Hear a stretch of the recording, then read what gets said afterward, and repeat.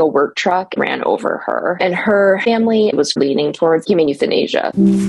I'm Allie, and this is Cora's story for GeoBeats. Cora arrived at our emergency clinic after being hit by a truck. Her current family was going to utilize her as a farm dog, working dog. And they didn't quite know what the extent of the trauma would be. And they knew that not only financially would it be hard for them to keep her, but they needed a pup that could work at their farm. So at that time, really what they had opted for is to stop or human euthanasia. Actually, that was my day that I was off, and my coworkers called me right in. They were like, we want you to come take a peek at her. And meeting her, despite everything that she went through, she was the sweetest dog. Good girl. I mean, just a little puppy that had a horrible traumatic event, and she was wagging her tail. We have a lot of rescue animals already at home. I had chatted with the owner, and they let me take her and surrender her to me. In fact, we even hugged, afterwards, and they were like, thank you so much. This was such a hard decision for us. So we took her on.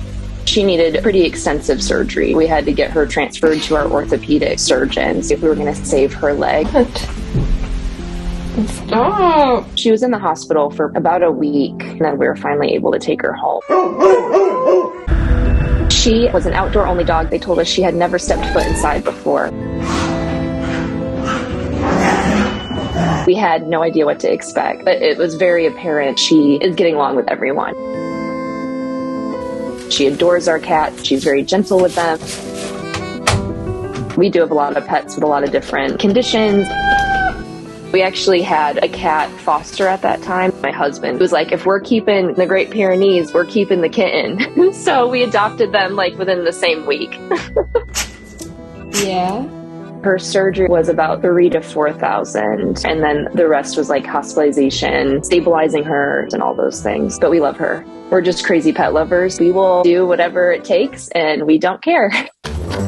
She really didn't get a lot of treats in the beginning of her life because she was on a lot of medications, so we didn't really want to risk it.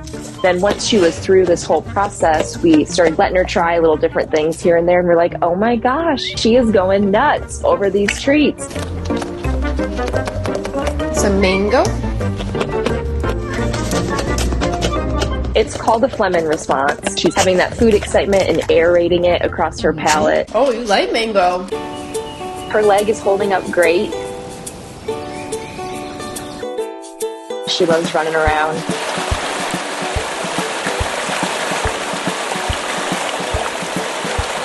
And playing with everybody. Being a livestock guardian dog, something's happening that's kind of at an odd hour. She's like the first one to be like, hey, something's going on. We have a pretty close bond. She's always watching me, and she's like, Mom, what are we doing next?